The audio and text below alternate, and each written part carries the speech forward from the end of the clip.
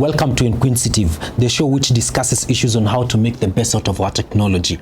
This is the second part of an eight-part series dubbed 360 Leadership with General Robert Kibochi, the Chief of Kenya Defence Forces. In this episode, we hope to tap into military wisdom and give applications to civilian context. We hope that CDF to learn from you about what it is like to establish emerging leaders within the defense sector in Africa, because we've learned that your experience expands across the continent. And amongst other leadership, we also hope to learn about how leaders can be more effective in getting the most out of their people. I'm Thomas Kaberi. Welcome, Bwana CDF. So, closer home, the Kenyan military is one of the most revered institutions in our society. What factors would you attribute to this very high regard that is attached to our military? Thank you. I think one of the key aspects that comes to mind about the Kenyan military is discipline. Discipline is critically important, because discipline is the ability to follow orders and instructions, and also to be able to undertake what is right even without instructions. And I think this is one of the very first values that is instilled into the Kenyan military trainees, whether you're talking about the service members who train at the recruits training school in Eldoret, or whether you're talking about the cadets who train at the Kenyan Military Academy in Lanet. Discipline, without it, you cannot create leaders. You cannot. And I think one of the key challenges that military institutions in the continent have faced in the past is discipline. One of the ways of measuring how disciplined the Kenya Defence Forces is, as I said, we have had an opportunity to serve across the globe, from East Timor, Yugoslavia, Chad, Sierra Leone, and Somalia. And one of the key things that come to mind is the manner that we leave those countries. You will hear a lot about soldiers who are serving in these environments, who end up either becoming molesters of civilians. Some are involved in activities that are unbecoming of the military. Not a single time that we had a soldier has been involved in mistreatment of civilians. We've been in Somalia now for close to 6-7 years. Nothing like that happens, but you hear from the other contingents. So discipline, in my view, has been a critical component within the Kenya Defence Forces. And I think we pride ourselves of having a very disciplined force. And discipline has also, from an individual perspective, a huge impact on how you succeed. Have we had some indisciplined individual soldiers and officers? Absolutely. But the way we deal with them is to get them out, because we don't want them to spoil the larger groups.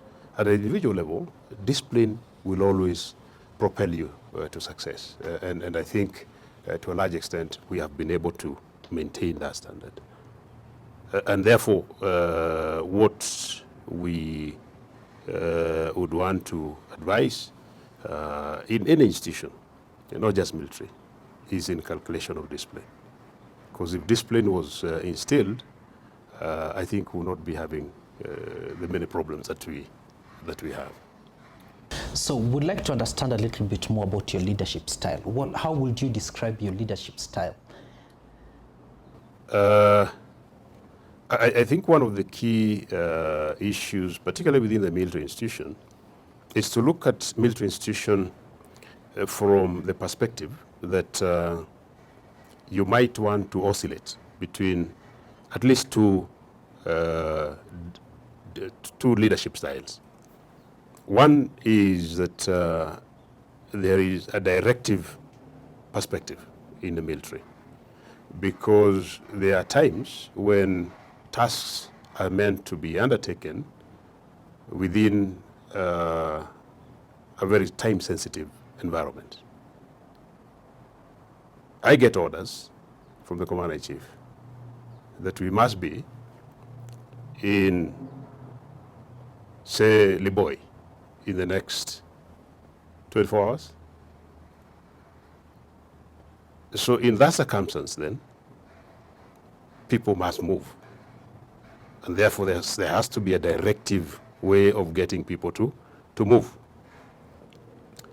And that is why, at times, military is seen as very conscriptive. And for reasons that the time-sensitive taskings require to be undertaken with immediacy.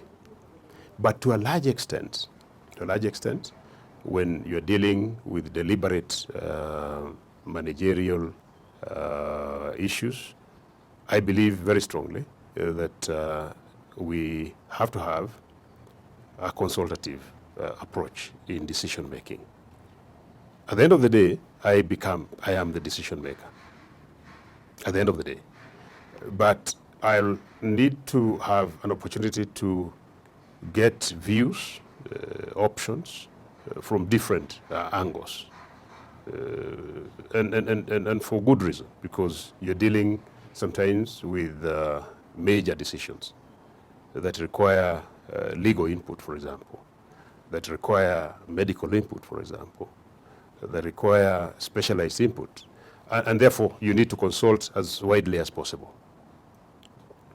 And therefore, you might therefore say that there are times where orders must be given because there's a requirement for something to happen in the immediacy, and therefore you get into the descriptive, the directive style of leadership at that particular instance. But largely is a very consultative style. General, in episode 1, you made quite a very unique comment about the leadership in the military. You made the statement that leadership starts from the bottom. Yes. Yeah, and so then, as opposed to what most people might have thought, that leadership starts from the top. When you say that leadership starts from the bottom, what exactly did you mean, and how can other leaders in other sectors learn from that approach to leadership?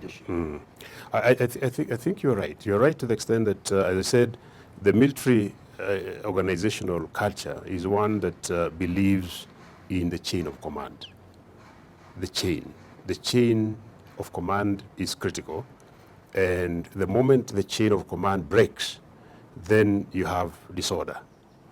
And for that to happen, then you have to organize, the military is organized in a manner that you have the lowest leadership at the lowest level. That has got responsibilities over a number of resources, human and other resources. And then you grow that all the way up to the Chief of Defense Forces. Now, every level of command has got their responsibilities. They have their limitations.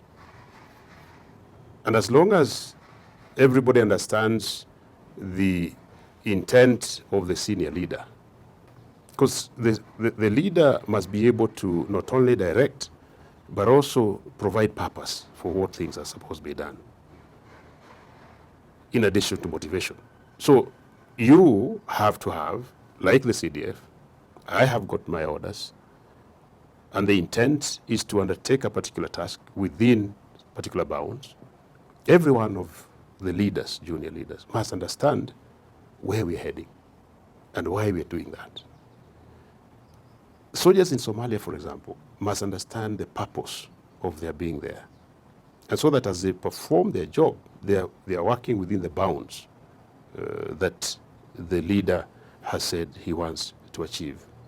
So there's a lot, in my view, that needs to be learned from the military, particularly because the whole question of engaging with the subordinates to understand what is required to be done, the whole question of ensuring that you continuously motivate them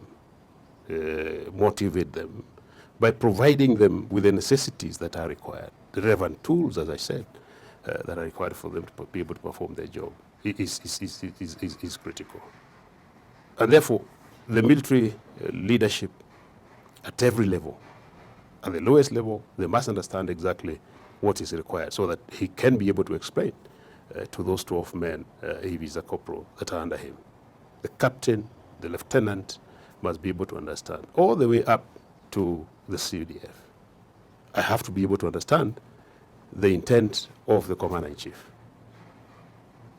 And if the commander-in-chief wants this done, with these bounds, that will be communicated to the chain of command, and so that everybody is moving in the same direction.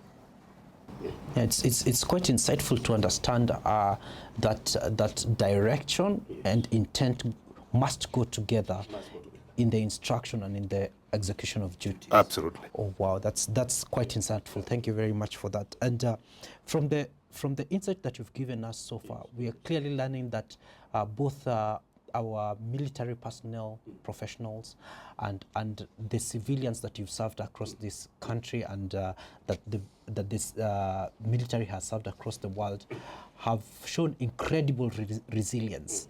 And you've also mentioned the issue of culture. So what has it been like interacting with with different cultures across the world, and as you serve your purpose there?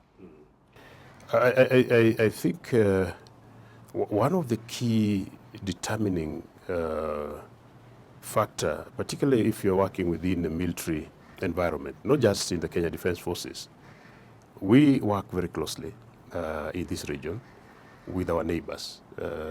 We have a defense cooperation arrangement with the Eastern African neighbors, with Uganda, Tanzania, Burundi, Rwanda, and we also have an arrangement with the wider Horn of African countries, Ethiopia, Djibouti, Seychelles, and the rest.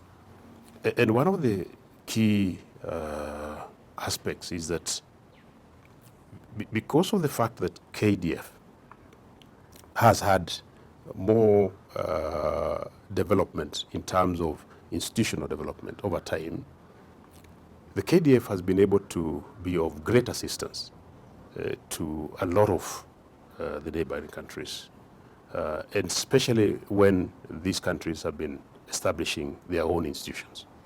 KDF has been greatly influential. You will know, for example, that we have one of the largest peacekeeping training institution in this country, in Africa, called the International Peace Support Training Center, and where I personally was involved in the development of that institution. And over time, that institution has been influential in influencing how the conduct of peacekeeping has happened over time. We have had the opportunity, as you know also, that we were the first country to have the National Defense College.